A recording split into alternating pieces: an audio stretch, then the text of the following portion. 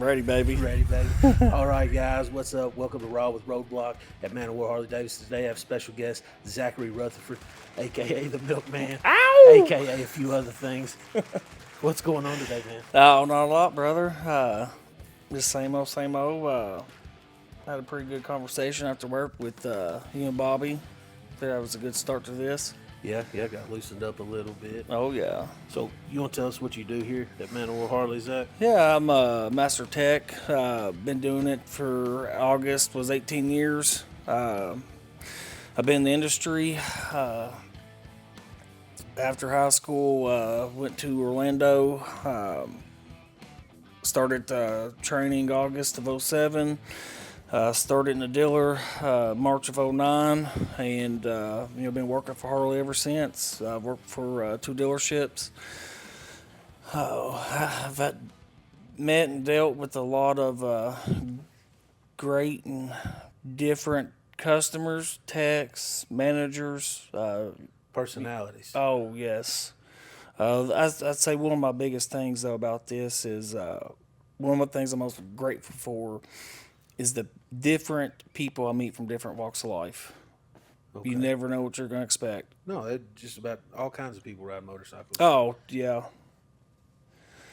Every color, every gender. Yeah, male, female, they ride motorcycles. Just Yeah. a lot of different people, and they all need worked on. Yep. Yep. When they know the man. When did you know that you wanted to work on motorcycles and just be in the industry? First time I remember being on a bike, I was probably 3 years old. My dad had a Can-Am 175, and we was jumping hills behind Bourbon County Jail. That's probably 93, 92. I mean, I was a young feller. Started out on dirt, quads, dirt bikes, buggies. Went down to Cromer, exit 49, Livingston. It's been around a long time. I remember going down there when I was a kid. Oh, it was a no man's land. Yeah, it was wonderful. Oh, yeah. It was full wheeling back then. And then, as I got older, farming, work on equipment. If you're riding in dirt, you're breaking shit. So all the time. When I was in high school, I was want to join the military, be a game warden, or do motorcycles. There's no forest around Bourbon County. And then I was going to be a father. I found that out pretty young, so I didn't, put military on hold. So motorcycles was the next best thing in line. Yeah. Your dad rode motorcycles as well? He worked on them a little bit? Oh, yeah. Yeah, he messed with everything. Maybe you think that fueled a little bit of your passion? Oh, 100%. Yeah. How old was he? Well, in what regards? Yeah. Well, just like I know he passed away. How long ago? It'd be 11 years. Yeah, he was 48 when he passed. Yeah. But he had me, I think, when he was 25. So he's probably 28. Yeah. When he started really introducing me to it, when I got up to, when I was Old walking. enough to be able to old enough to sit on the gas tank. Oh, yeah, that's it. Yeah. You just always be in the garage tinkering around, so you knew just a little bit beforehand. Oh, yeah. With him, dirt bikes, mowers, cars, trucks, and then, farming. I learned quite a bit. I've had a lot of good farmers that, because being a farmer, equipment always breaks. You got to fix it on the fly. Yep. And what was your final push to maybe, you have to go to MMI to be able to work at a Harley dealership, right? Yes, MMI is the most recognized type of training that dealerships respect. Okay, and how long did you have to go down there? I went back when Buell was still a thing. V-Rod was big. Buell was still selling in Harley dealerships. They had just come out with the 1125R, so Buell was booming back in. So I had all the classes. They were still offering, machining. Most of that. All Did you that's take the machining classes? Oh, it come with it. Yeah. Back then it was 18 months straight. You get 2 weeks off for Christmas and 3 days off for Thanksgiving. That was it. And then do you leave with a Master Tech certification, or is that something you get through Harley? No, that is when you leave. So talk to us about a little bit about the steps from like you going to MMI, working at a dealership. You know, what are some of the steps? What's it take to get up to that master certification level? So from the very beginning, you talk to these representatives and everything from school, or from trade school. So you're like in high school and you go to like a career day or something. You talk to somebody from MMI, or Basically, yeah. And you get this perception of, when you go to school and get out, that you're going to be the man. yeah, And you go to school and you get out, and you're like, wow, like there is so much to this. So school is just the first step. Yeah. Like I've told Tech in the past, it's a long way to the top if you want to rock and roll. It's school is just the beginning. So after that, I mean, there's so many, just the basics, even before turning a wrench. Learn how to push a motorcycle, learn the balance of pushing a motorcycle. The basic things of being able to look at one, break it down what year models just by the frame. If it's carbureted, fuel injection, there's so much, parts, fitment. just general knowledge you need to know before. Yeah, even being considered even before being a tech. So you need to have somewhat of a general mechanical knowledge before you even. It's best, I think. In some fields, it's best to know nothing because you have no bad habits. Yeah.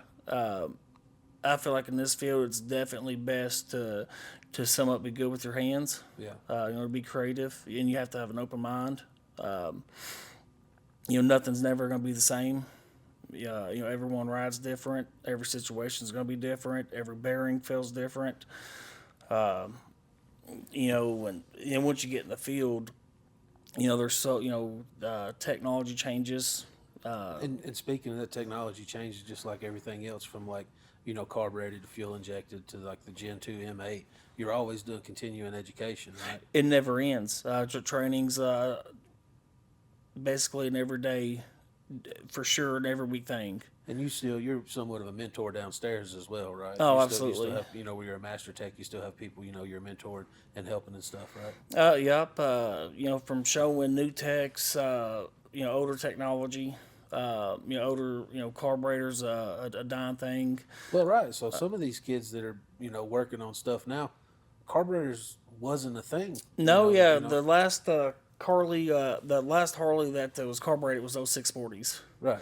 So ever since 07, everything's been carbureted. Even like True on the Wheel. Yeah. True on the Wheel is a dying art. Yeah. You'd be surprised of the dealerships and the people that's in this industry that claim to be masters and they can do all this and that couldn't lace or true a wheel. Some of our watchers may not know what true on a wheel is. You want to tell us a little bit, what exactly true on a wheel is? So true on a wheel, first it is a spoke wheel. You have mag and you have spoke.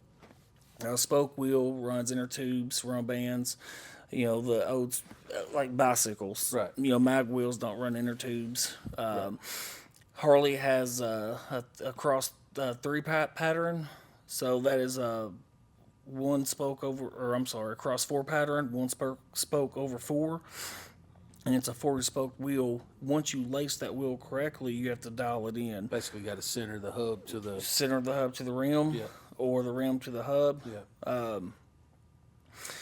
And it has to be within 30 thousandths, and that is lateral, and it's hop. That is hop and horizontal.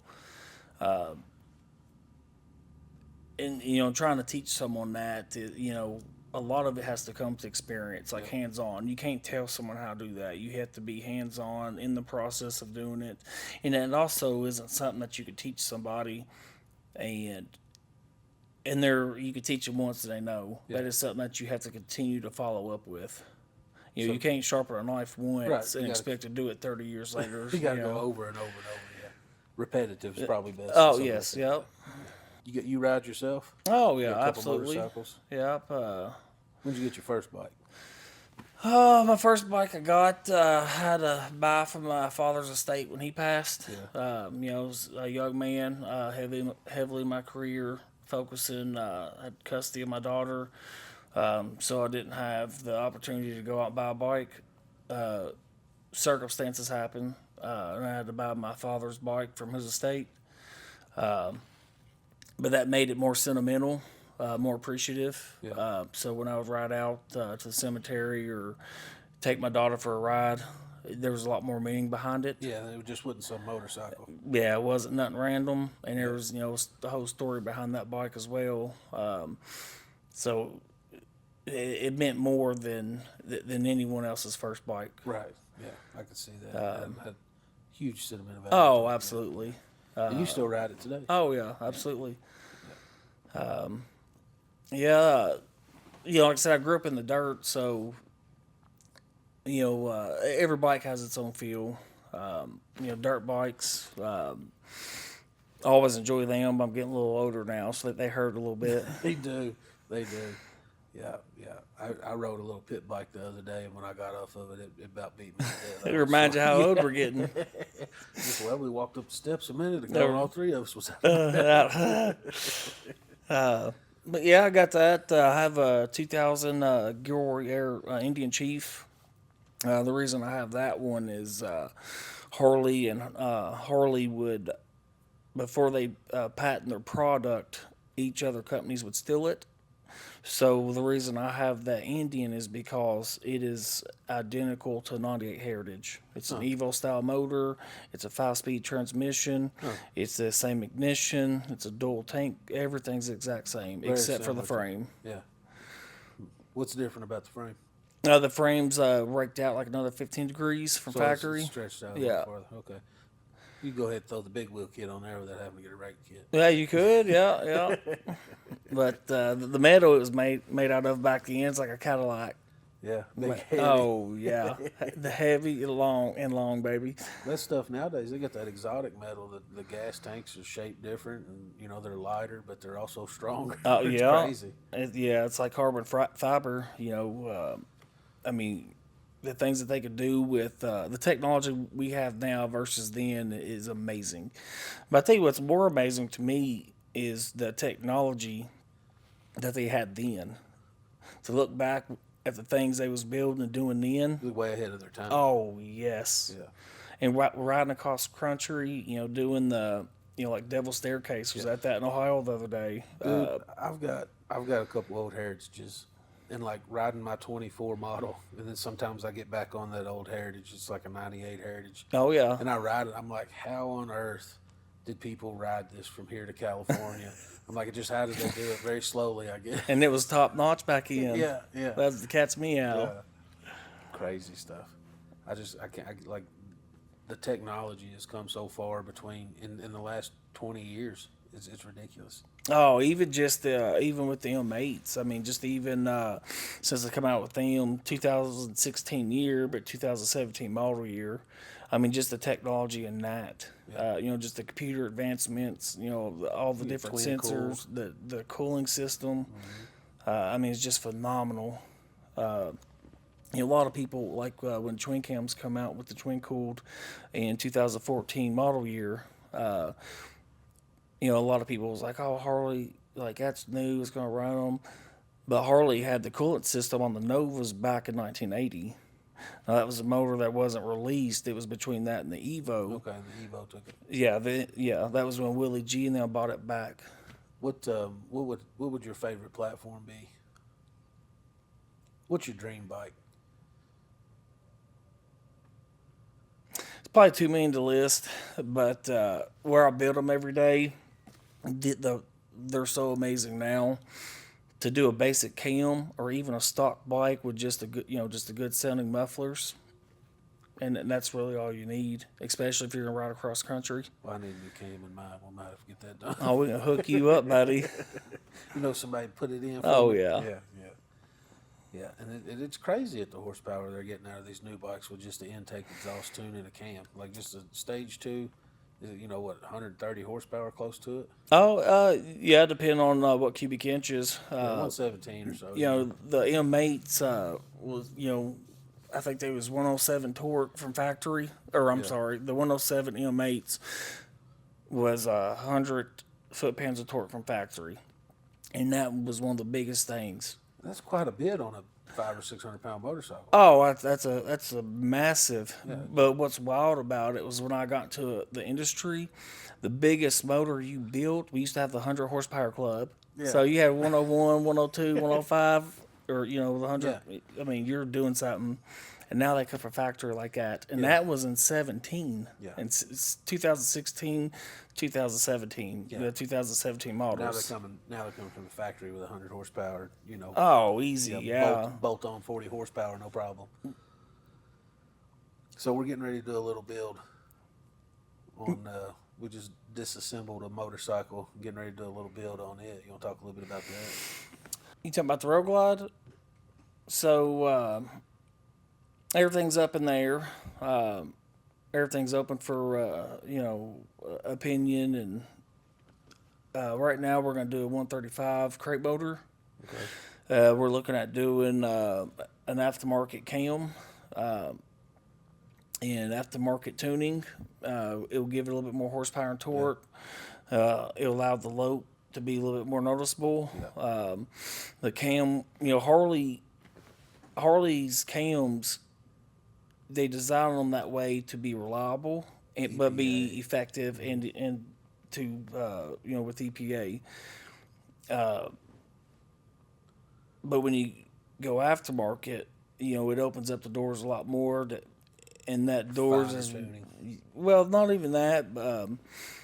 It's as far as you want to go. Or you trying to just hot rod it around town, or you trying to go coast to coast. You don't want to build a hot drag strip and expect to ride to Cali and back. Right. Yeah, to ride across town. Yeah, I mean, you got to build for your type of riding. Yeah. So this motor we're building, we're gonna do a 135 crate motor, from Harley, which is a great powerful motor. It's advertised 143 and 140 foot-pounds of torque or something like that. Yeah, it's pretty That's accurate. A monster. Yeah. Oh, straight out of the box. Yeah, bolted on the box. Bolted on. Making that. And the good thing about that is factory clutch works. Your drive belt, your final drive, warranty. Yeah. The tuner, it's easy. The biggest thing about that's reliable, and if you go to anywhere in the U.S., anything happens, any Harley can work on it. You're taken care of. Yeah, not a problem at all. Speaking of tuning and stuff, you do our dyno tuning downstairs. We have a dyno room. We offer custom tunes and stuff. Where'd you learn to do that at? You do that here? Did you go to school for that? No, it's kind of been through different techs. I've learned it. Yeah. I didn't want to mess with tuning. I wanted to stay at the lift, to be honest. And here in this dyno, running a bike after some work, freezing my balls off. Because that box in there, you sweat to death in the summer, you freeze in the winter. I had some well-trained mechanics before me that was trained to tune, and they had passed that knowledge on to me. So they were your mentor, and you just kind of watched them. And Bill Reese was one of them, and Pat Cook. Okay. As in time, that was 12 years ago. Yeah. Shoo.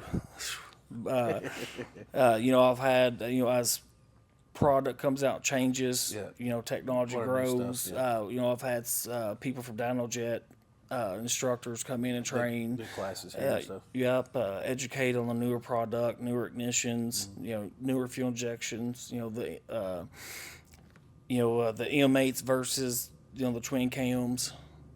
So like I said, like we revert back to what we was talking to earlier, every week's a learning. As soon as you think you've got it figured out, you're wrong. Something else comes along, somebody shows you a new little trick or something. Oh, like absolutely. Yep.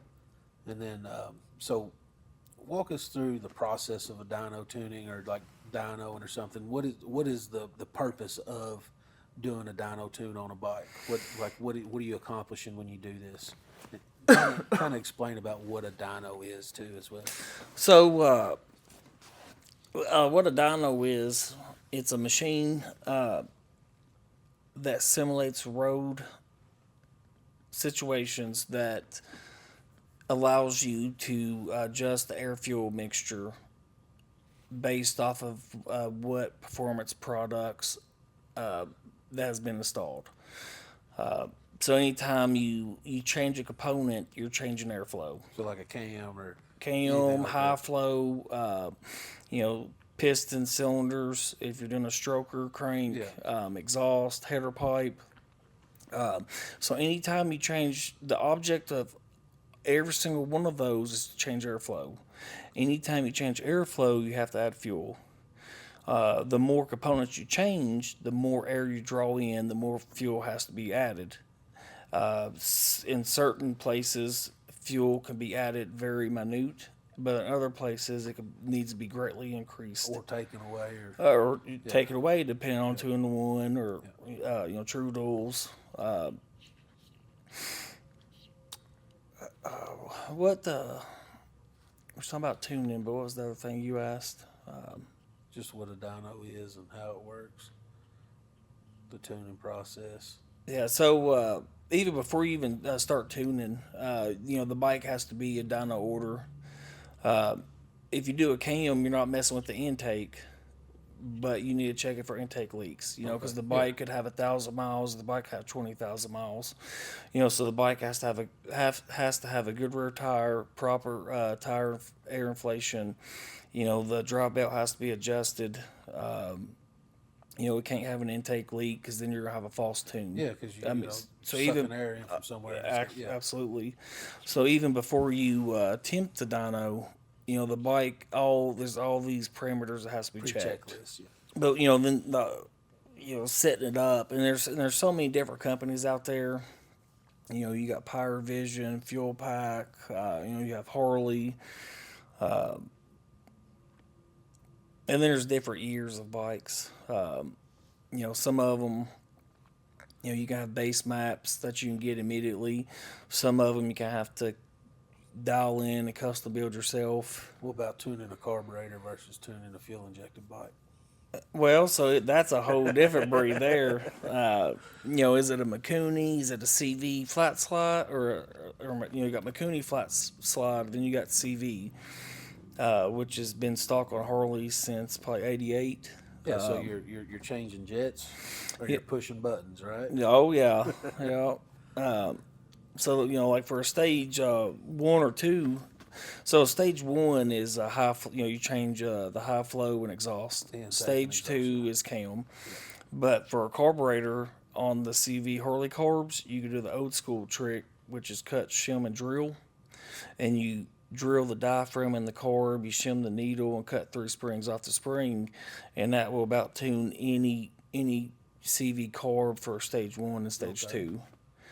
Outside of that, you can buy a kit and different jets and different all that. Stuff, yeah. But that's the old school way, and it has worked every single time on anything I've ever done until you go into big bore. Yeah, that's a whole different ball game there with carb.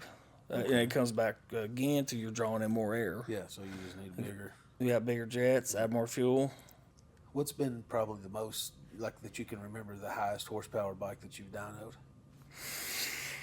I feel like it was 146 torque, like 146 torque, 138 horsepower. Well, you tuned Zach's, or not Zach, Dwayne's, right?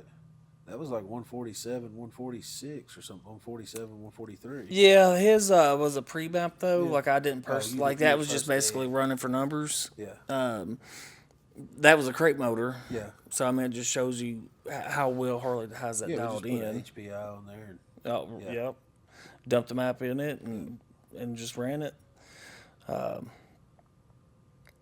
mean, you do it so often that it all starts to blend in after a while. How long have you been here at Man O War? 2014, 2016. Been here quite a while. Yeah. Originally started in 09. Yep. Got a big old toolbox down there, all kinds of stuff in it. That's overrated. Five lifts in your bay. Yeah. Literally. Every one of them got something on it. So we've got this turbo bike, or no, we're taking the turbo bike apart, making it like basically a 135, a big nasty. That thing's going to be a lot of fun. Oh yeah, no, it definitely will. I like an all motor. You don't have to wait on that turbo to kick in. Nah, it's instant. Yeah, it's already there. Well, and and also if you're out at bike night, there's no give away. There's no telltale signs you that got a it's turbo on there. You want to race? Oh, that's just a 117. yeah, like yeah, it's stock. Yeah. Well, it don't sound. Why's it making all them noises? Right. Let's see. You've been working on bikes. You said for 17 years now. Well, that's not counting overtime. Overtime, probably 36. You said you come in at 5 o'clock in the morning the other day. Yeah. Yeah, just depending on jobs, what's going on. Like anyone else, sometimes you have restless nights. Right. So you guys don't get hourly pay, right? You guys, what's it called? Flat rate? Yeah, flat rate. So most of the text how does that work exactly? So you're paid off the job. It's bittersweet. So, a job pays 10 hours. Sometimes you can have 15 in it. Yeah. Sometimes it pays 10 hours and you can have, 6.5 in it. So that's where it pays to actually pay attention and learn. Well, that's where your experience, knowledge, your organization, even your cleanliness kicks in. Yeah. Being organized. I mean, all that plays a role into it. Knowing exactly what drawer your tools in. Oh, Not yeah. having to spend 5-10 minutes searching for a tool. Yeah. But also you have to have that hustle.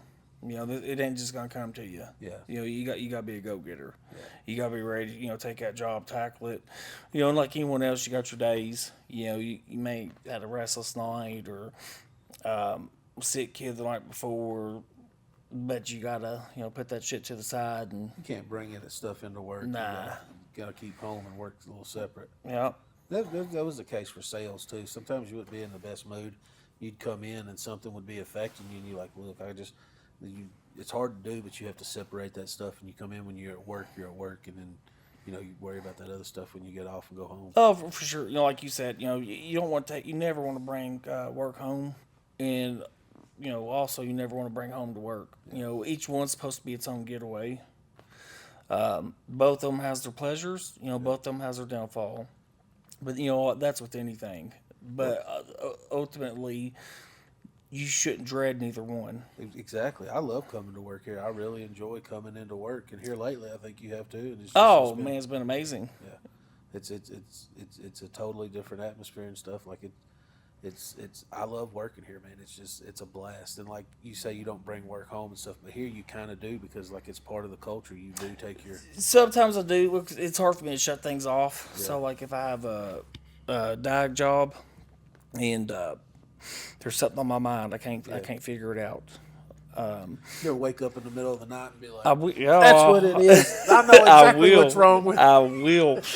2 o'clock in the morning, 2:30, I'll get up and I'll start, and then I can't shut it off. Yeah. Like the other night, the other morning when I come at 5, similar instance, I had something that hit me, and I was like, I want to get on it. I want to get on it. I want to get on it. But then at that point, I'm ready to go. Yeah. Like I can't shut it off. I do that sometimes. I wake up at 4 or 5 in the morning, and I start sending memes, and I start looking at stuff, and I'm ready to go for the day. Well, that's the drive. Not everyone's built to have that drive, but not everyone's going to have the same drive as in what you have that drive for. Yeah. Some people it's was it IT? Yeah. Others mechanics and. But if you can apply that drive to something in your life, I mean, you're always going to excel. I like doing this. I like working here at Harley and stuff. Like, it's just, the atmosphere is just absolutely Oh, great. it's Everybody amazing. feels like family and stuff. Well, just like earlier, before we started this, me, you, and Bobby. yeah, Bobby, it'd been a long time since I sat down. Yeah. I think the last time we sit down like that was like 2 years ago. I bought a 6-pack and brought back up here after work just to break the monotony. Yeah. It'd been the long summer. I think it was a little bit after the 4th, just to kind of Hang out. sit down with the team a little bit, man. Just break the monotony. And I think it's nice sometimes, like if we could go outside of work. and Oh, yeah. and hang out with everybody and not have to worry about anything going on at work. Because we're here, you know, I'm here, 50 hours a week sometimes. I'm here with you guys more than I'm at home with Yep. my girlfriend or my family or Yep. whatever. So it's like we're all super close. Why not, have a connection? Oh, well, we're family. Yeah. And just like any other family, you got your highs and your lows and whatnot, Yeah. but that's what makes it, it never gets boring. No, it's always something interesting, especially in the wintertime when we slow down just a hair and we got time to get in trouble. It's gonna happen. Yeah. There'll be pranks and this and that, and it's a lot of fun. I'm looking forward to this winter, man, and I feel like it's been a long time since I could actually say that. I feel like we're going into it with the right mindset, the right people. I've had a couple wrecks or whatever per se. So I'm Wrecks. yeah. A couple accidents on the clock. On and off. It's just On and part off, of it. yeah. I ride motorcycles 365 days of the year. Yeah. Every holiday, rain or whatever. rain, snow. And we're in Hamburg. Yeah. Which is one of the worst. And we're in one of the worst. Especially in the holidays, during the Yes. Christmas season, this place is absolutely horrendous with traffic all day long. Not just during store hours, all day long. Till midnight. Yeah. It's Let crazy. alone you add Black Friday to it or something. But that's just part of it. I mean, you're not going to be you're not going to do motocross and not get hurt. Yeah. That's just impossible. I mean, I've had accidents as well. You're not going to ride horses your whole life, not be I bucked. fall off a couple of those that ain't no fun. The worst is when you're at home and you pull up and you're just stopping and it's Yeah. been a long night. Just fall off. Yeah, bike just rolls over. So, few of us have been there a time or two. So you just got back from, what'd you say, Ohio? What'd you go do up there? There was the Devil's Staircase, which is the hill climbing event. Harley Hill climbing event, right? Yep. Harley. So Harley's been around since 1903. That's some old school heritage stuff right there. Yeah, climbs. true heritage. Yeah. I think it was their 76th anniversary, I believe. And so when they started it, the hill climbing, it was all Harleys, iron heads, pans, shovels, and now has grown. It's grown so much. Now they've added East Coast and West Coast because you got the Appalachian Mountains and the Rocky Mountains on the West Coast. But now you've got Yamaha, the metric brands. Yeah. So depending, like it's a 2-day event. The first day is all the metrics, and they do like the West Side style riding, which is more jumps and Yeah. more of an Like arc the heel. longer- Yeah. And then the East Coast style is more of straight up. Yeah. Yep. Those things are screaming. Oh, Stretched out. man. Metal lugs sticking out of the tires. Oh, 3 or 4 inches. chains wrapped. I Yeah. mean, and this is what people, and that's what was cool about it is this is generations. My granddaddy did it, my daddy did it. Now I'm doing it. And they're 22 years old, and just the ambition and pride, of having that last name and just the legacy and that family history. Just you can watch them too. You'll watch these people hit the first jump. You're like, yeah, they're all right, and then you'll watch this one cat, and you're like, Yeah. he been around. He Yeah. been around the mountain. Yeah. He ain't just went up it. He been around it. Yeah, they hit the first one, together a little speed. When they come down off that one, it's wide open. And something I like, man, you don't see a lot of is like old school Harley stuff is dirt drags. I I love some dirt drags, man. What was out there? Was it Irvin? They've got some dirt drags. Waco. Kentucky Peacemakers. Yeah, yeah. Kentucky Peacemakers of Waco. I've personally not been, but I've never heard a bad time about that. I think they got a track out in Mount Washington too. So, but Have you been? That's the last time I done dirt. You been out to the drags. Peacemakers? Yeah. Yeah. Had a lot of fun hanging out with those guys. Like I said, anytime I've been around them, it's always been a great time. But I've not been out to their drag though. I haven't been to Waco. They've had them quite a few times this year. Like I said, the last time I went was, I think, last year out in Mount Washington. And it was a lot of fun, dude. I absolutely love it. How far is that? Mount Washington. An hour. Oh, okay, so not too It's far. not too far. Yeah. You ever get out there and do shenanigans? Do what? You ever get out and do any shenanigans? Just get out and you feel like doing some hood rat stuff on your bike? Oh Oh, You yeah. left all that behind you. No. I bought a Donna a few years ago, and there's a Hunt Brothers Pizza in Paris. Yeah, And I was out there doing wheelies and roller burnouts. I love a good rolling burnout. Yeah, and I got the rear tire hot. I went to do another rolling burnout. Forgot how hot I got it. Man, I ate the earth. Man, I cracked like 3 ribs. My daughter was like 10, had it on video. She's like, "I told you, Daddy, not to do I this." told you too much. You're doing too much.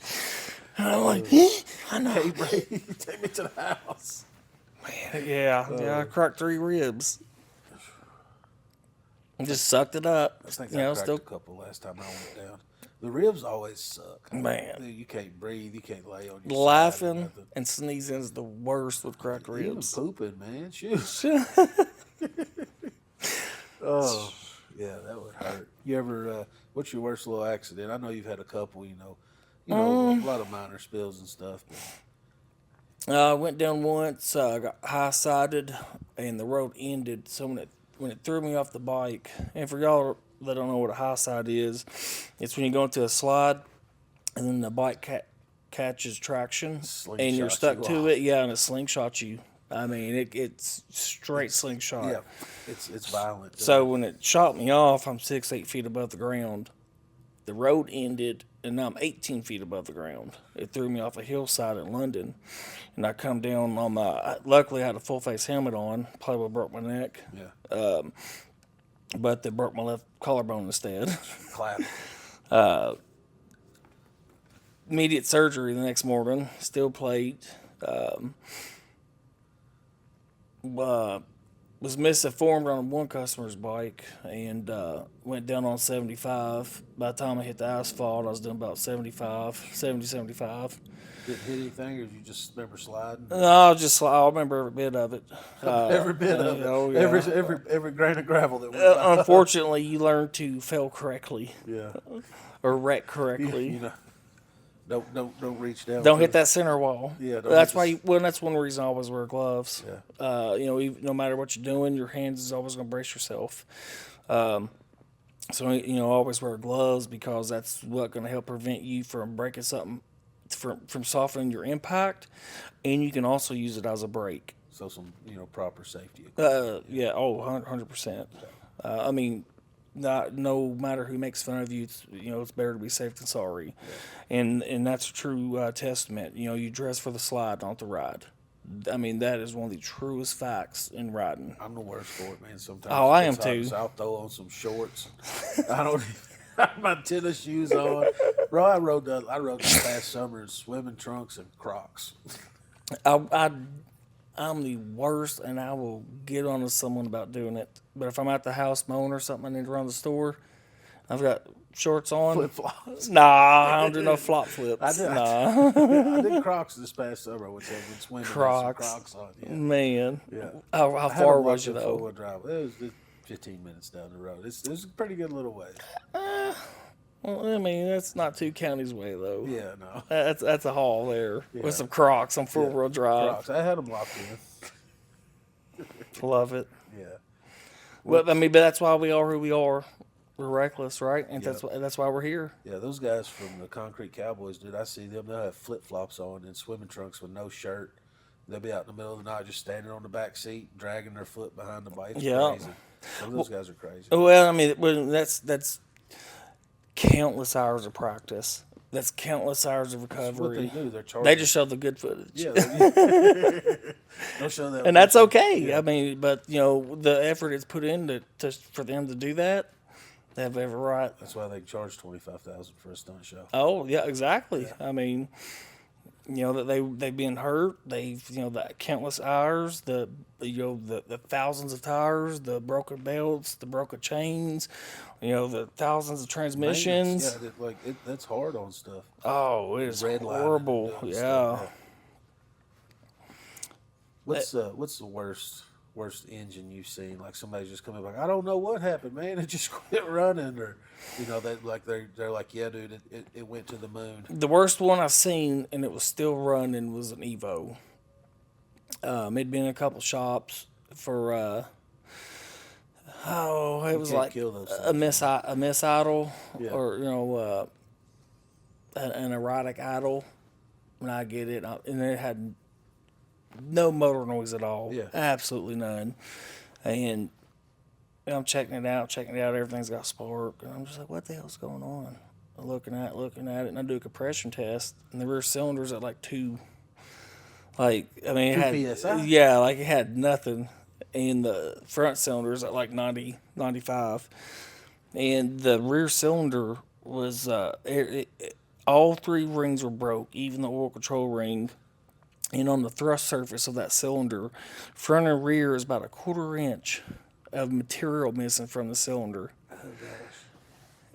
No noise. It was about to come through the case. Oh, it was horrible. Yeah. I mean, I don't even understand how it ran, let alone with no noise. That Evo power, baby. Man, that was a heck of a motor. When they ran.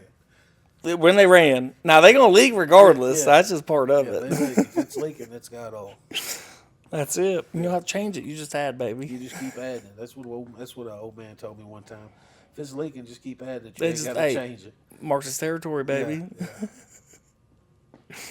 It just don't raise its leg. It just turns the wheel. It's expensive after a while. That oil's about $12 a quart now, 15. That's everybody's upgrading. Oil's increased. And it's crazy because like the older bikes, they would run a thicker oil. And now you got this energy conserving oil, and like this, it's like almost like vegetable oil nowadays. Yeah, it's pretty wild. So Tolerances you know, have changed. like I said, I've been in it for a while. So when I started, Sin 3 just come out, and they updated it a few times, but we had so many issues with it. Now, whether it was the chicken or the egg, because there was a lot of new products. 6 speeds were new, Sin 3 was out. I mean, there was so much going on. But they updated Sin 3 quite a few times. And it's 2050, but it's the full synthetic. Yeah. And then when it would get hot, it wasn't the same as conventional 2050. Yeah. And how people could tell me that's like, I'm drawing a blank here. The thickness, the viscosity is not going to change. Right. It's like, well, yeah, it will. Like, maple syrup gets hot. Yeah. It thins out. Yeah. Like, you're like, you can't tell me it don't. And they would just cause a lot of noise. Yeah. That was when they first come out. You'd use the same fluid for motor, transmission, and primary. And there was compensators going out, which it was first gens. I mean, there was so much going on back in. But Harleys really have dialed that in. I mean, just all the way around. I mean, the things they have done in the last decade has really been fun. I mean, as much things as you could pick apart, there's twice as much to brag about. Yeah. I mean, it's pretty phenomenal. Well, that's another thing too, man. A lot of people, they complain, oh, my motorcycle this or I motorcycle that. It's because they've had problems, but also there's 3 times as many people that are just out there having a blast and absolutely love their motorcycle. It's just because if you're mad, you're going to say something about it. Oh, but yeah. If you're happy, you're just out there riding your motorcycle. Yeah. So, there's 3 times as many people. No out news there is good news. Right. There's 3 times as many people out there enjoying it, having a great time on their motorcycle that don't say anything. That give sometimes give it a bad name. Well, typically the bad feedback from my experience is being upset, regardless of the situation, they're upset over something, and they're wanting some type of how do I say this? Not reward, but compensation. Yeah. Or they could completely beat it to death. And then they're mad at the product because they push it to the extreme, and or after the aftermarket products that was never truly installed correct from the get-go. Yeah. Typically, that's the issues. Now, as in like straight from the motor company, and like that's pretty rare. Now, granted, it does happen, but whenever you add it to the hundreds of thousands of bikes, that percentage is probably less than 3. Yeah. I mean, it's very low. Yeah. He said, don't fact check me, but maybe. I mean, close to it. Yeah. So let's see. What time is it? Touch that. So, you got a lot of people don't know you and I went to school together. Yes, sir. Yes, we Yeah, did. before we go, it's been a pretty good. It's been a pretty good episode here. We might have to do a second session a little bit later this winter and stuff when you get down there. But before we go, a lot of people don't know you and I went to Bourbon County High School together. Yes, sir. We did. Yes, sir. We did. You want to talk about this? Sure. Let's do it. So one morning, it was late.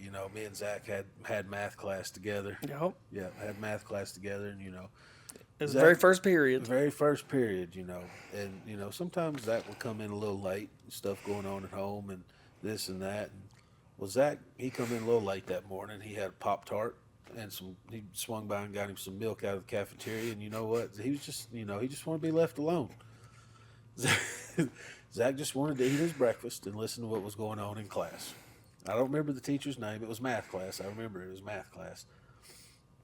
But Zach just wanted to eat his breakfast. The teacher told him 2 or 3 times, Zach, put that away, pay attention. He's like, just leave me alone, man. I'll be done in a minute. No, I was the principal. Well, that was after the fact. So, the teacher told you, put it away, and he's like, well, I'll be done in a couple minutes. Well, the principal, Mr. Huber, come in. I think he had some problems in the district after that. But Mr. Huber had come in, and Zach was sitting there. He was eating his Pop-Tart.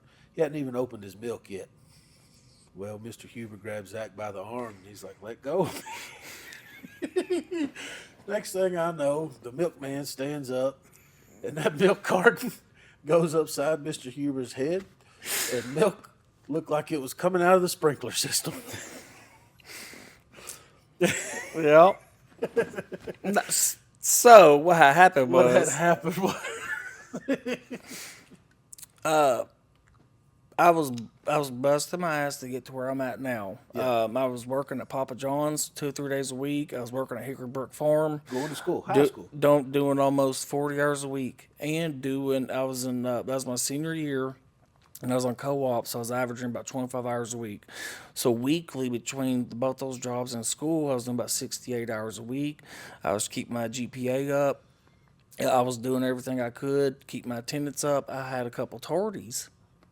I mean, obviously, I'm working. Yeah. I got 2 jobs, Yeah. focus on my career. Travis Huber started, and he found someone he wanted to make an example out of. Yeah. So he tried to double jeopard me. He suspended me the last day of my first 9 weeks, so I missed all my finals. So he put a big flunk in my first 9 weeks, and then he had me do after school detention, and then he sent me a letter in the mail saying I had to do Saturday school. I was supposed to go to Harley-Davidson McGee and unload 595 bales of hay. A lot of hay. Me and Charles Sloan. I was his only employee. On average, I would throw probably close to 1,800 bales a day for Charles. Golly. It was just me and him. No, half of them we couldn't even use an elevator. That's why I was so cut back in. That's why I'm broke down now. And I tried to talk to him that morning about that, and he basically told me, not my fucking problem. Yeah. And I'm like I'm coming to you as a man, as a 17-year-old dude. Yeah. Trying to, And, yeah, and you done try to charge me twice with this, and you're trying to hit me the 3rd time for tardies. Yeah. And Here, the class ain't even started. well, that's long. I said it's a smart ass shit to him, and he fought me in the classroom. Like you said, he grabbed me. I said, "Dude, don't touch me." Yeah. Remember, I was tardy, so I can't Yeah. leave class early. Yeah. Well, he grabbed me again, and I hit him with that cart of milk. It was raining Man, milk. it was me, you, April Prater, Mason Cooper, and we got in that fight. Well, long story short, I went to jail. Yeah. And that's after you got out, you went out and went to MMI, right? Yeah, well, I continued farming. Part of my thing. I got in a little bit of trouble. What amazed me was that the people that didn't come through because their job may have been threatened. Back then as a student, Yeah. you're like, oh, these teachers and stuff. And then as you get older, you're like, you got to understand that's their livelihood. Yeah. So to expect from them then, but then also growing up being a father and stuff, you can't put your jeopardy at hold because even though it's right, you still have to take care of your family. Even though it's not the right thing to do, you still have to provide for yourself. So like, some of those teachers and stuff, I'm not upset with at all. But I continued with that path that I had. I maintained that momentum. If anything, it boosted to do better, and it even maybe even boosted it to out show everyone that thought I was a failure or thought that I was this troublemaker or whatever. But the big story of that though is, me working them 2 jobs. No one knew what I was doing to get to where I'm at now, and in that go, I succeeded. Not only did I succeed, I've achieved and excelled. So you overcome a lot of obstacles to be able to get where you are now, especially coming out of high school straight out and stuff. I tell you, You had a child at an early age. Yeah. One of the funniest things about that story though is I was gone for a few days, to say the least, and half the school made shirts. It was like "Free the Milkman." Got milk. Oh. It was pretty wild, but yeah, no, I graduated. I graduated high school. 2 weeks later, my daughter was born, and a month later, I moved to Orlando. I was 18, her mom was 17, my daughter was 4 weeks, and I moved almost 1,000 miles away. Off of the money, basically, yeah, off the money I had saved from the time I was 15, 16 years old, from working multiple jobs, a foreman, to get again to where I'm at now. So it's come full circle. Now you're back in Bourbon County over there. Yep. Your kids go to Bourbon County. Yep. The milk children. I am the milkman. All right, Zach, it's been a great time. Is there anything you want to leave our listeners with? Any kind of word of advice to any future techs that might be inspired to do what you do? The biggest thing is probably just always stay true to yourself, and don't forever forget the ones that was there for you when you was maybe in doubt with yourself. So always keep a reminder in the back of your head about your support team. Oh, absolutely. Yeah. Well, Zach, it's been a good show. If anybody's interested, what is it, MMI? You'll check out MMI if you want to be a tech for Harley. It's a great career. It's not just a job; it's a career. You support Absolutely. your family and everything with this. But or come by and talk to Zach. I'm here every day doing it. All right, guys. We'll see y'all. It's been a great day.